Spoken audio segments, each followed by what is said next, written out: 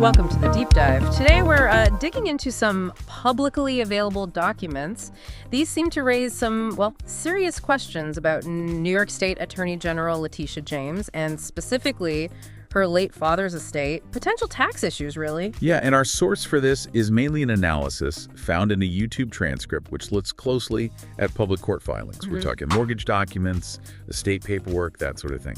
Stuff that's out there for anyone to find, technically. Okay, so our mission today, for you listening, is to try and unpack all these, frankly, quite complex legal and financial bits and pieces.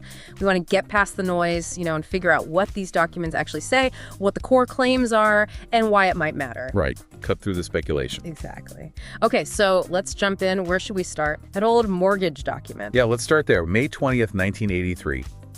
There's this mortgage document, and the really striking part is how it lists the borrowers, Robert James and Letitia James, as husband and wife. Husband and wife. Father and daughter listed as husband and wife. That's unusual. Very unusual. Normally, that husband and wife label on a mortgage, it signals something specific, legally joint tenancy with right of survivorship. Ah, okay. Explain that quickly. Joint tenancy. It basically means if one owner dies, the other automatically inherits the whole property. It doesn't have to go through probate court or be dictated by a will. It just passes directly. Think of like a joint bank account. Got it. So, super weird for a father and daughter. The YouTube analysis we saw, did it... guess why they might have done that? Well, it's speculated. The suggestion was maybe, just maybe, it was to get a better mortgage interest rate back in '83. Yeah. That's just speculation based on the odd designation. The key thing is that label implies automatic inheritance. Okay, so that's the 1983 document. Now let's move forward. Robert James, her father, he passed away when? January 15th, 1986. Right, and then nothing happens with the estate, publicly at least, for a long time. A very long time. It wasn't until 1999, so 13 years later, that Letitia James actually filed a petition with the court to administer his estate. 13 years. Now, is there a strict deadline in New York for this kind of thing? For probate? Technically, no. There's no absolute statute of limitations. Yeah. How does it feel to know that you will be in prison for mortgage fraud?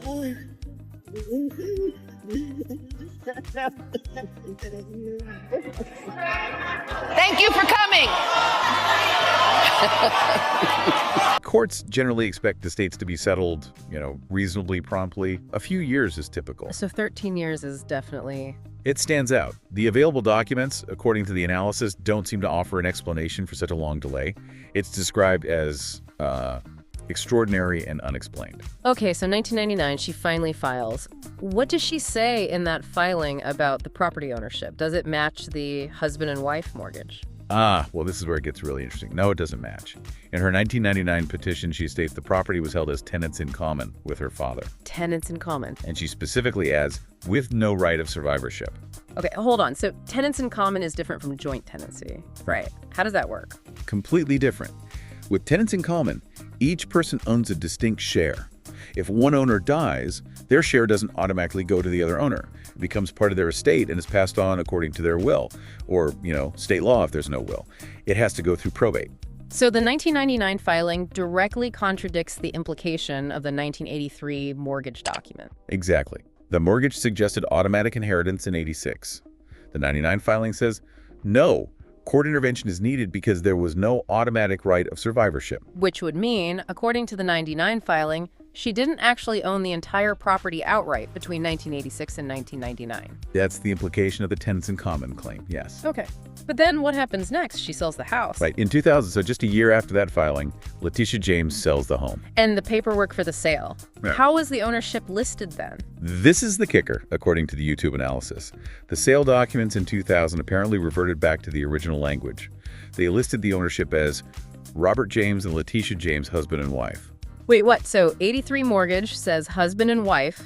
Well, but will she? She's got Abby Lowell. What can you tell me? So, the louder a defendant gets and the less substance there is when they're yelling, the better the chance are that they're in deep trouble. If you notice, none of her denials ever speak to the substance of the allegations, okay? The problem for her is that this is a document case, all right? This is not going to be based upon a witness or something like that. It could be at some point, but right now, they have two documents that she signed that are notarized that very clearly say I intend to live in Virginia as my principal residence. She's got more than one house in Virginia, from what I understand. Who's living there? Are the rents being reported? These are all going to be investigated, etc. She's also got the building here in Brooklyn, which she has consistently listed when she goes for the mortgages, and the thing has been remortgaged a number of times as 4 residences. However, the Department of Buildings lists the certificate of occupancy, which is the defining document throughout the entire history of that building, as 5 residences. Why does that matter? Because coincidentally, above 4, 5 and above, you're a commercial establishment and your mortgage is higher. So this is where they're going. They're going to pull all the documents. And the reason this is they've opened a grand jury. Now they have subpoena power, and that's got to be making her nervous. 99 court filing says tenants in common, no survivorship. 2000 sale goes back to husband and wife. The statute of limitations almost certainly ran on the dad thing because it's like 30 years old. But it just shows you a pattern all along of the kind of stuff that she's been doing.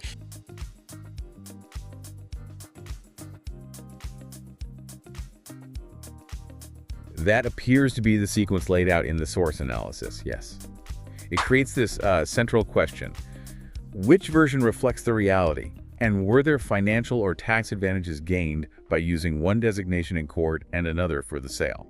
Right, because those different ways of holding property have different tax consequences, don't they? They certainly can. Okay, so let's unpack those potential tax implications.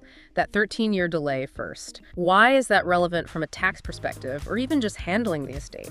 Well, the delay itself raises flags.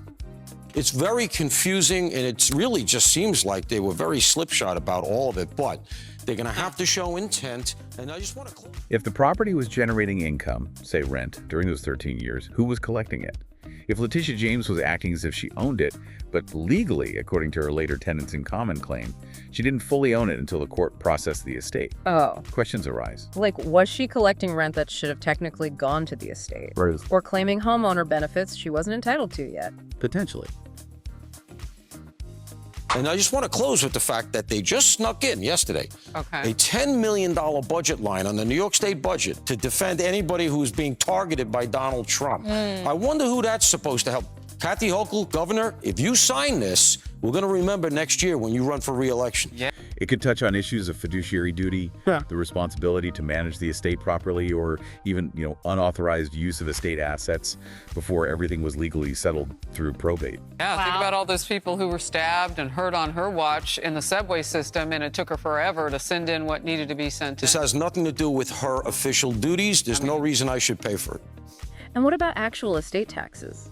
Federal or state? This is another major point in the analysis. The public court records reportedly show no indication that any federal or state estate tax returns were filed or taxes paid between the time of death in 1986 and the filing in 1999. Okay. What were the tax rules back then? Would taxes even have been due? Good question. In 1986, the federal estate tax exemption was $500,000. So only estates worth more than that owed federal tax.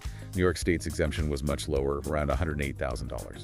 And how much did Letitia James say the estate was worth in her 1999 filing? She valued it quite low. The filing apparently stated about $15,000 in gross value after accounting for the mortgage debt, so well below both the federal and state thresholds. So maybe no taxes were actually due. Possibly. However, tax attorneys often advise, and the analysis notes this, that even for estates below the threshold, filing a return might still be required, particularly if real estate is involved. It creates a formal record. And did she address this in the filing, the tax forms? Yes. The transcript mentions that in the 1999 petition, she specifically affirmed that no federal or state estate taxes were payable, and that the relevant forms like the federal Form 706 or the state equivalent had not been filed. Okay, so if taxes were somehow owed, maybe based on the husband and wife joint tenancy idea where the property passed immediately in 86. Then not filing or paying for 13 years could be a serious issue. It could range from, simple non-compliance to something more like willful tax evasion, depending on the circumstances and intent. So it really hinges on that core conflict, doesn't it? It seems to. If the mortgage's husband and wife designation held sway legally in 1986, the property arguably passed to her immediately. That might have created tax obligations then, which seem unmet for over a decade. But if her 1999 tenants in common claim was accurate, then selling it in 2000 under the husband and wife designation looks problematic.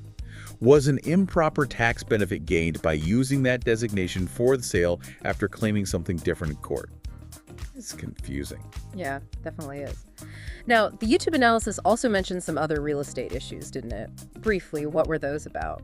Yeah, it touches on a couple of other things, presented as potential sort of oopsies or inconsistencies. One involved a property in Virginia, apparently claimed as a principal residence, which might raise questions for a New York official. Okay. Another involved a Brooklyn property, where the number of units listed allegedly changed across different refinancing applications. The implication being, maybe this helps secure better loan terms or appraisals. And the source brings these up to suggest a pattern. That seems to be the intent, yes. To suggest the issues with the father's estate aren't isolated incidents, but part of a potential pattern regarding real estate filings. These are allegations presented in the source material we reviewed. And the source also kind of contrasts the scrutiny here with what, say, an ordinary person might face for tax mistakes. Right. That point is made. The potential disparity in how such issues are handled depending on who is involved. It underlies the call for investigation mentioned in the material. Okay, so let's try to wrap this up. The key things that jump out from the documents as presented are these inconsistencies. Absolutely. Yeah. You've got the conflicting ways the property ownership was described, husband and wife versus tenants in common. Yeah. You have that very long 13-year delay in dealing with the estate. And the apparent lack of any estate tax filings during that whole period, coupled with the later affirmation that none were needed, despite the potential complexities. Right. And understanding these specific points, these potential contradictions, is really key for you, the listener, to get a handle on the substance of these allegations against a major public figure. It's definitely complex, and when you lay it all out, it does make you think about accountability, how tax law is applied, especially when public officials are involved. Indeed. It leaves you wondering, doesn't it? What do these conflicting documents ultimately mean? What really happened during those 13 years? It certainly raises questions about transparency. Something for you to think about. What aspect of this stands out most to you, and what other questions does it bring up? Definitely food for thought. Thanks for joining us for this deep dive.